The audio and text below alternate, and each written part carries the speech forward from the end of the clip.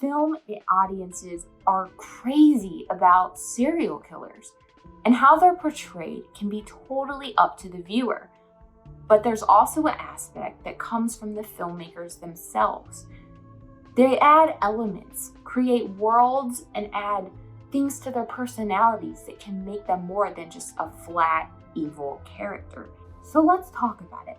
Let's take a look at some of the most pivotal killers that have been shown throughout the years, and how they're portrayed based on the stories that were given from them. So let's start out with our good old 1931 film N. We are never shown Hans Beckett in the midst of a violent act of killing. We get chilling, ambiguous scenes that make the imagination fill in the disturbing blanks. The film chooses to not focus on his own brutal actions, but the outsiders that are fighting against him, not wanting to show mercy or compassion. They seem to be the ones being shown in a bad light, shown as chaotic and vicious, while his quiet yet eerie appearance is small and lost in the world around him. This film brings the thought that his weakness is his killer instincts, which really drives the film into a new perspective. The perspective that he's broken and tortured by these thoughts, giving us the chance to look back and think on if we should view him as a human being. Fritz Lang causes us to question whose side we actually are on. Is there such a thing as truly good or truly evil? Is there a gray area? A place for exception or compassion? Even if we're being asked to show compassion for a killer?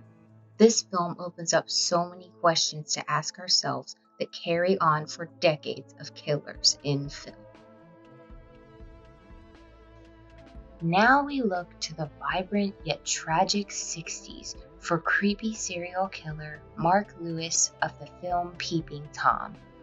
This film opens with his creepy yet disturbing point of view. Like a Hitchcock film, this gives us the inception of being the voyeur of a movie, just as Mark is a voyeur of his own world. Then we start unraveling his strange ways, all the way back to it being a mental trauma he is tortured by. He reveals the horrible truth that his father filmed his fear as a child, causing us to link his father's sick hobby with Mark's disturbed mind. This sticks on our minds throughout the film, making his actions be shadowed by a deep-rooted inner pain. As a tortured character, the film is asking us if we should sympathize for him because of his broken childhood. The final scene is an artistically shot, dramatic visualization of his damaged mind consuming him, just as it did his victims. And I'm glad. I'm afraid. So does this make us see him as the victim? Of course, his actions are creepy and cruel, but this adds an element that makes us see him as more than just a cold monster. A cold monster image is harder to shake when we meet Henry of 1986's Henry, Portrait of a Serial Killer. John McNaughton brings out a world through a cold and grimy lens. The film has a grunginess to it that makes us feel dirty and uneasy. The screeching cutscenes of Henry's brutal killings are a wake-up call to who he is as a person. The film teases with possible other angles of him, like developing real relationships with other people. It feeds into our hopes that he might be changeable, but we are constantly smacked across the face with his murderous rages. This wild up and down coaster continues until we are shown possibility of finding someone that can bring out something more in him, until he rips that very savior away himself. This film is unforgiving. It leaves a realistically sour taste, leaving the question in the air: is it possible to reverse a killer? Is there a specific person out there that can dig out their humanity and change them? In Henry's case, it can easily be seen as he has no saving him. By the end, we are left with thoughts of him being nothing more than a sick image of evil.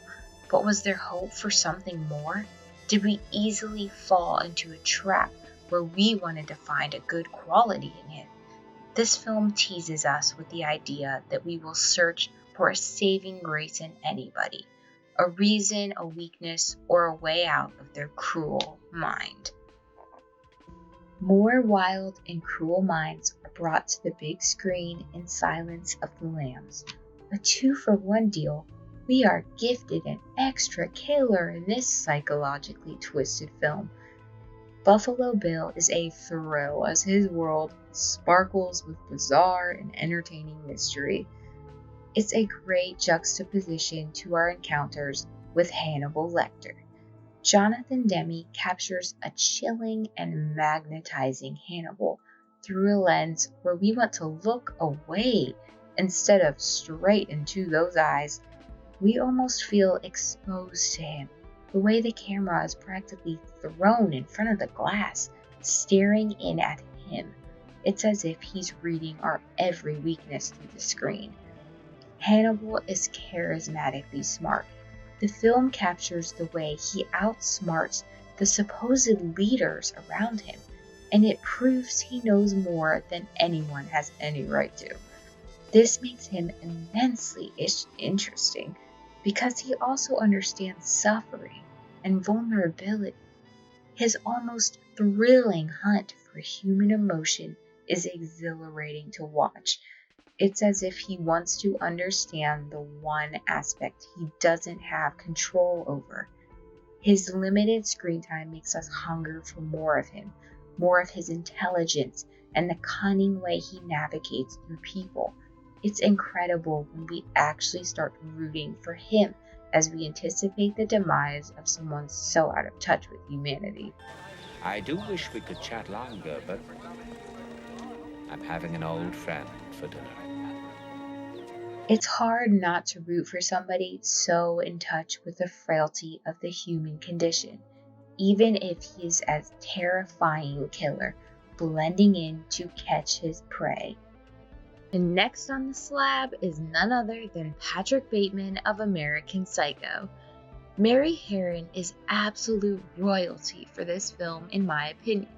The way she kept such a heavy-hitter film a subjective piece of art is incredible. There are so many layers and edges to what is going on in Patrick's world, whether you view it as a dark satire. Look at that subtle off-white coloring. The tasteful thickness of it. Oh my god. It even has a watermark. Or a bloody horror flick. Patrick Bateman sticks out as one of the greatest sociopaths come to life. We are shown Patrick against the self-absorbed, guppy Wall Street guys, paralleled by Patrick's vulgar intentions and sickening thrills. It all makes a jumbled web of evil versus evil, reality versus absolute madness. The way it leads up to the infamous "is it real" reveal leaves us with our own shattered sense of reality as our minds race to put the pieces together. This brilliantly ambiguous ending can throw the audience into a trick of the mind, leaving Patrick's identity up to debating viewers everywhere. Patrick may be cruel, but the broken, inhumane world around him puts us in his shoes. He blends in with the vapid personalities he's surrounded by. They don't care enough about anybody or anything to notice someone like him slipping through the cracks. The perspective of his messed up world gives us the feel that we too are trapped in his world of shallow and immoral colleagues, and we understand how his world can be seen as one big joke he's stuck in the midst of. Finally, we jump back a little into 1995 with Seven. This dark and ominous Fincher film perfectly shows the modern-day sinister detective case that is a prominent theme today, although this involves the 7 deadly sins. until we finally meet the self-righteous John Doe. The film never frees its audience from this sociopath's tight grasp. He twists the people around him with every chance he gets, letting them know he's already calculated his next move.